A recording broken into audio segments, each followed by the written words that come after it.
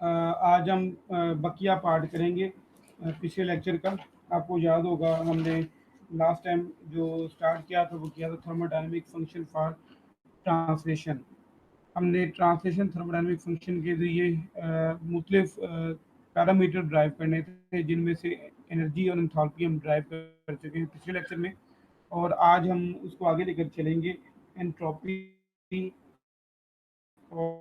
और एंट्रोपी के बाद कांस्टेंट वॉल्यूम की डेरिवेशन करेंगे। तो स्टार्ट करते हैं। आप जो देख रहे हैं स्क्रीन पे, ये दो तरह की राइटिंग है, एक रेड कलर में और एक ब्लू कलर में। जो रेड कलर में है ये वो लेक्चर है जो आप जिसके बारे में आप वीडियो लिंक आपको मैं भेज चुका हूँ, आप इसको देख चुके हैं।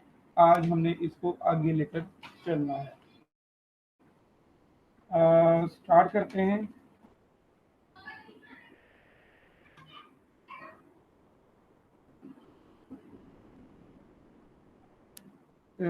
एंट्रोपी से। एंट्रोपी का फॉर्मूला क्वेश्चन नंबर 13 में गिवन है।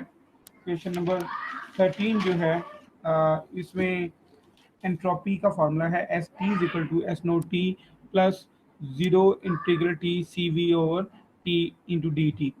अगर एंट्रोपी के फॉर्मूले की बात करें तो यहाँ पे इसको दो हिस्सों में डिवाइड किया गया है, एक रेजिडुअल एंट्रोपी और जमा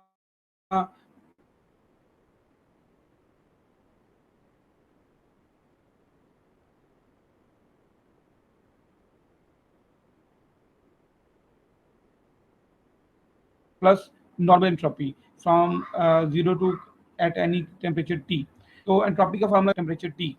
तो इसमें हम इसको क्या करेंगे, जो सी वी है क्वेश्चन नंबर 13, इसको हम अलहदा से हल करके इसमें बाद में इसको पुट करते हैं, क्योंकि इसकी इसका इसका जो सोल्यूशन है वो सी वी की वैल्यू जो है वो है पार्शियल डेरिवेटिव। नीचे जो क्वेश्चन नंबर 14 है ये सी वी की वैल्यू दी हुई है, C V is equal to partial derivative of E T. और ई टी जो है ये ट्रांसलेशन एनर्जी है, ये हम पहले ड्राइव कर चुके हैं पिछले एक आध लेक्चर में। तो ई टी की वैल्यू जो आगे आप देख रहे हैं ब्रैकेट्स में लिखी हुई है are T square partial derivative of log of Q T over T. इसमें ई नोट मिसिंग है। ई नोट जैसे कि आपको पहले पता है कि ये एक बड़ी मामूली सी एनर्जी होती है, इसको हम इग्नोर, हमने पहले भी एक दफ़ा किया था, आज भी हम इसको इग्नोर कर रहे हैं। और वैसे भी चूंकि ये कांस्टेंट एनर्जी होती है तो उसका डेरिवेटिव जीरो ही हो जाना है। तो यूं क्वेश्चन नंबर 14 जो है इसमें हमने सी वी की वैल्यू देखी है क्या होती है। C V is equal to partial derivative of E T, और ई टी की value R T square partial derivative of log of Q T over T. ये हम ऊपर पुट करेंगे क्वेश्चन नंबर 13 में। सी वी की value, put the value of C V in question 13 from question 14 we will have. अब question जो 13 है वो हम इसको यूं देखेंगे, यूं बन जाएगी ये S T is equal to S naught T plus zero to T integral into one over T. ये जो पहले था क्वेश्चन नंबर 13 में टी था, ये वही आ गया वन ओवर टी।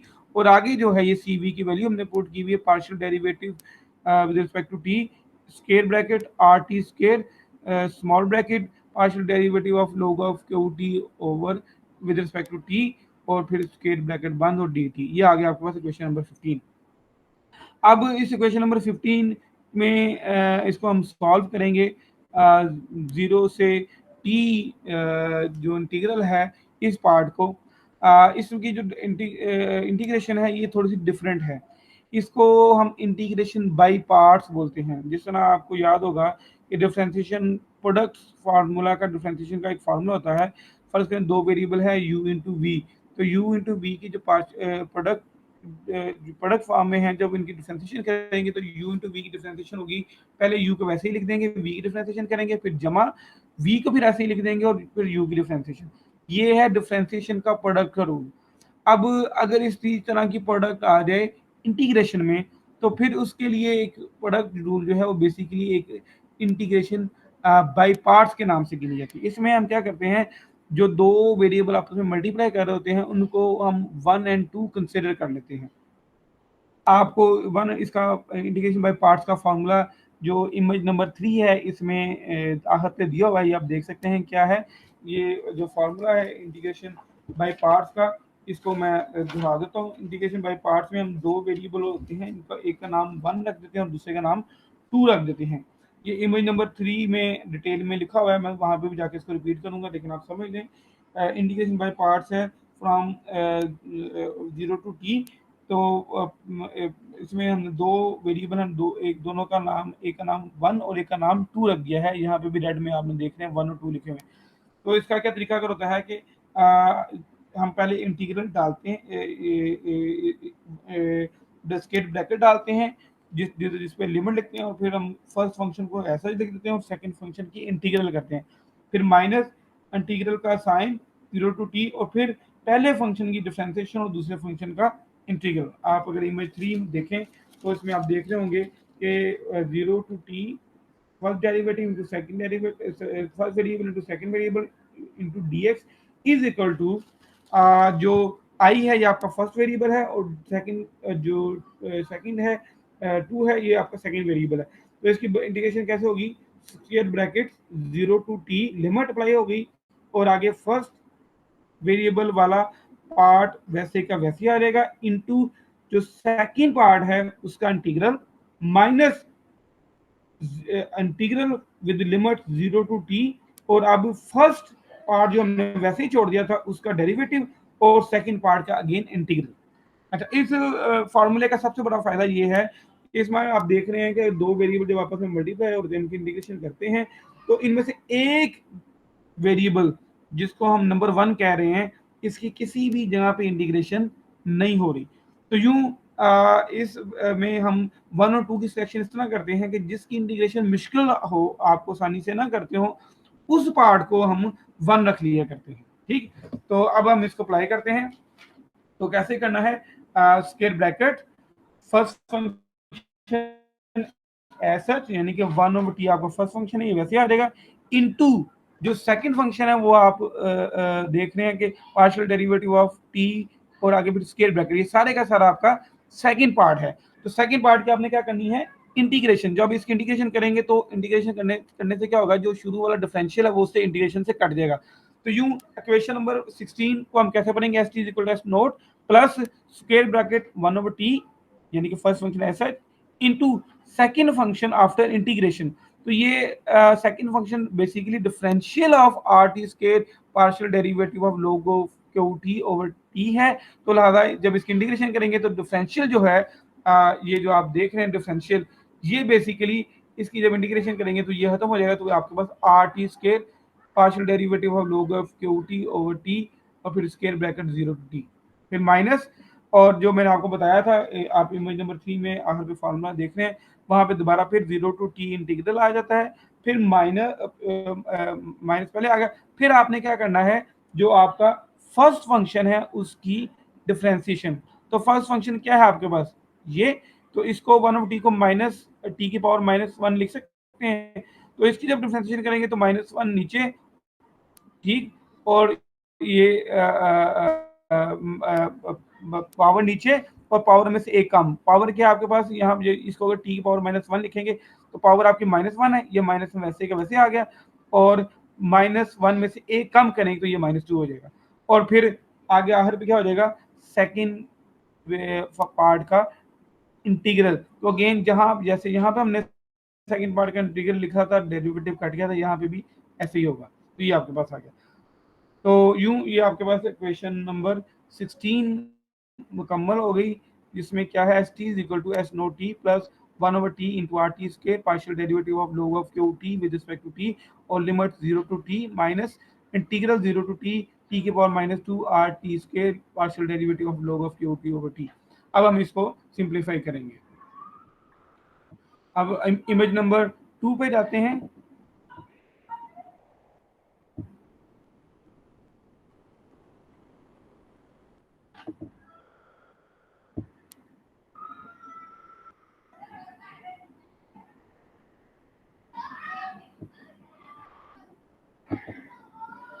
ये आ गया आपके पास इमेज नंबर 2। यहाँ पे हम क्वेश्चन नंबर 17 से स्टार्ट करते हैं।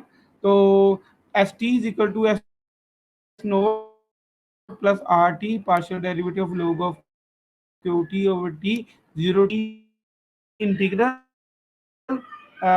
विद लिमिट 0 to t और 1 t की पावर -2 को अब हमने लिख दिया 1/t², ठीक। और फिर ये बाकी वैसे आ गया। ये आ गया आपके पास क्वेश्चन नंबर 17।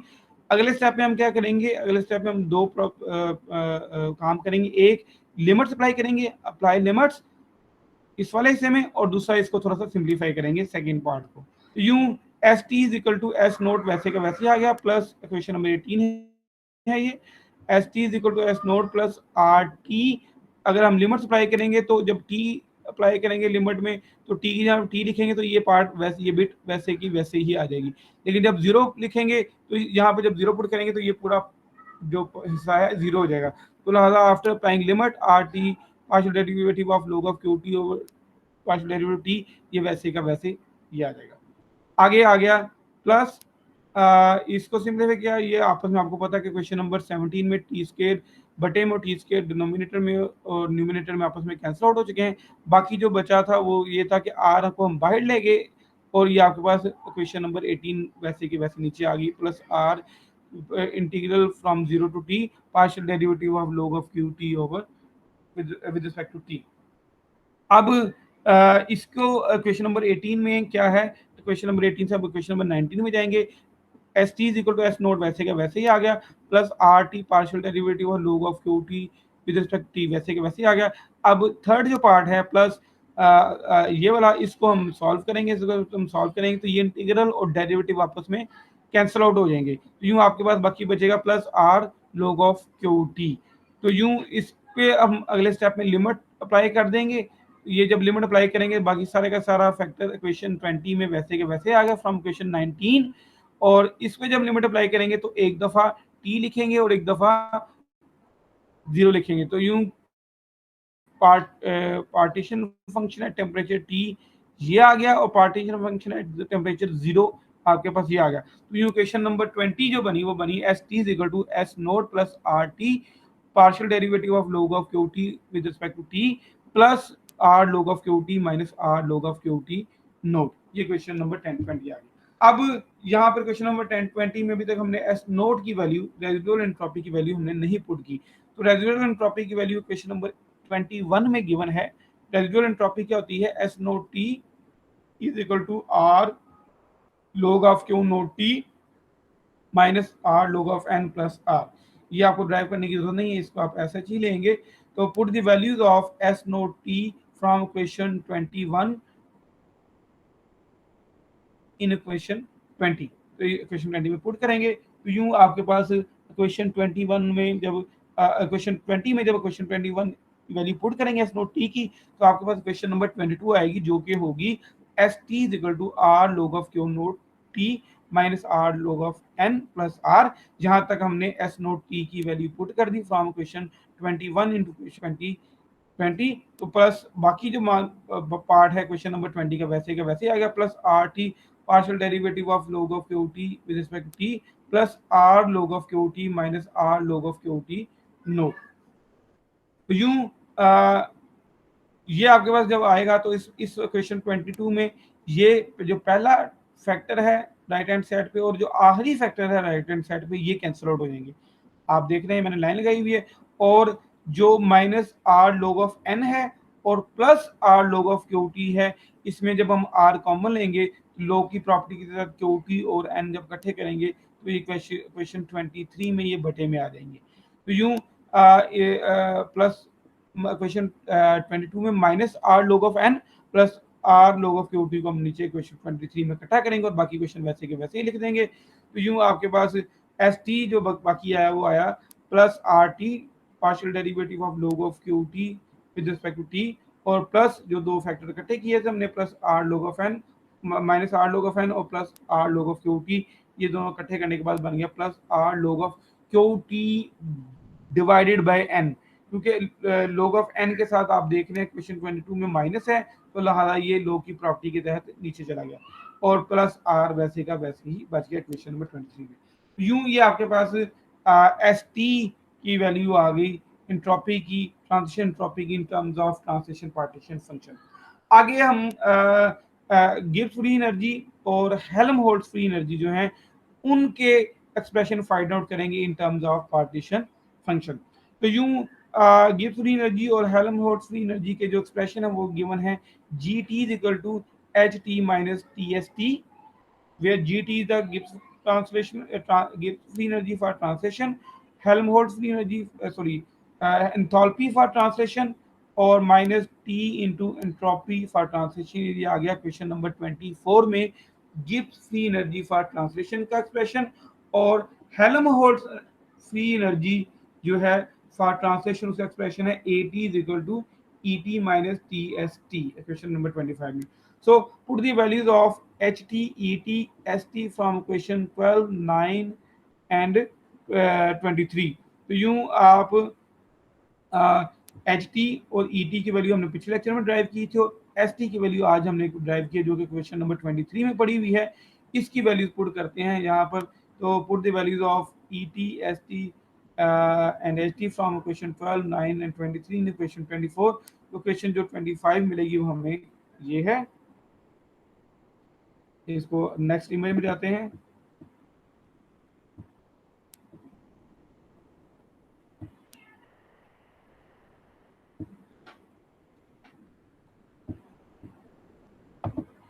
ये आ गया क्वेश्चन जब हमने वैल्यूज पुट की Gibbs free energy for translation में एच टी की वैल्यू पुट की तो ये आ गया 5/2 R T minus R T square partial derivative of log of Q T with T. ये हमने एस टी की वैल्यू पुट की है और जो टी है इसके अंदर साथ में मल्टीप्लाई हो गया है। आप देख रहे हैं कि एस टी में यहाँ पे टी था और यहाँ पे टी नहीं था और यहाँ पे भी टी नहीं था। तो आर टी जो एस टी विद टेम्परेचर है वो टेम्परेचर अंदर मल्टीप्लाई हो गया एस टी के साथ। तो यहाँ पे are T square plus R T लोग ऑफ क्यू टी और एन प्लस आर टी ये आपके पास आ गया। यूं ये जी टी की वैल्यू जो है ये 5/2 आर टी और ये आर टी मिलकर बन जाएगा 7/2 आर टी स्केयर। बाकी ये दोनों के दोनों फैक्टर जो है minus R T square partial derivative log of Q T over with respect to T और plus R T log of Q T over N. ये क्वेश्चन नंबर 27 वैसे ही आ गई। इसी तरह जब हेल्महोल्ट्ज फ्री एनर्जी है जिसका फॉर्मूला है E T minus E T minus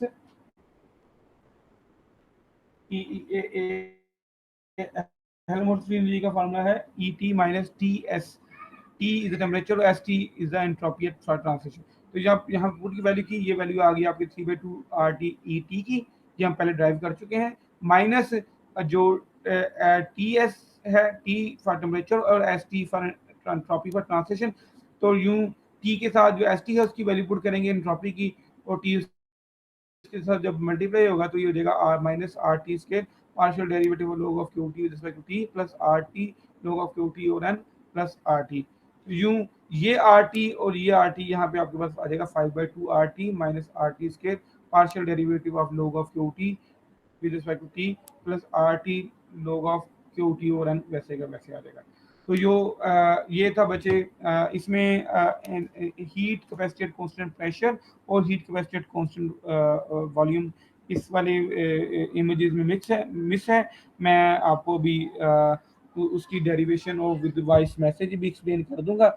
और दूसरा ये कि जो हमने प्रोडक्ट फॉर्म रूल है पार्ट इंटीग्रेशन का उसको हम इंटीग्रेशन बाय पार्ट्स भी बोलते हैं।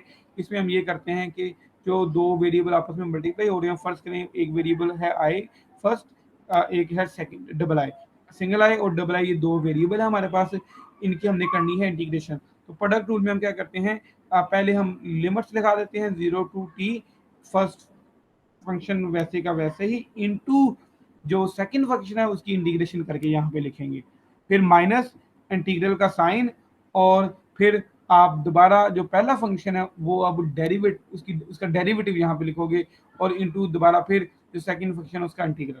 तो आप देख रहे हैं यहाँ पे जो फर्स्ट फंक्शन है इसकी किसी भी जगह पे इंटीग्रेशन नहीं हो रही, आपने इसकी डिफरेंशिएशन यहाँ पे की और दोबारा फिर ये इंटीग्रेशन किया गया यानी कि दोबारा ये आई में वापस चला गया। तो यूं इंटीग्रेशन बाय पार्ट्स जो है ये इस हवाले से भी सूदमंद है कि अगर आपके पास कोई ऐसा फंक्शन आ जाए जिसकी आप इंटीग्रेशन नहीं जानते हो तो आप उसको इंटीग्रेशन बाय पार्ट्स करके इस तरह कर सकते हो कि आप जो सेकंड वेरिएबल है उसको 1 × dx ले लो।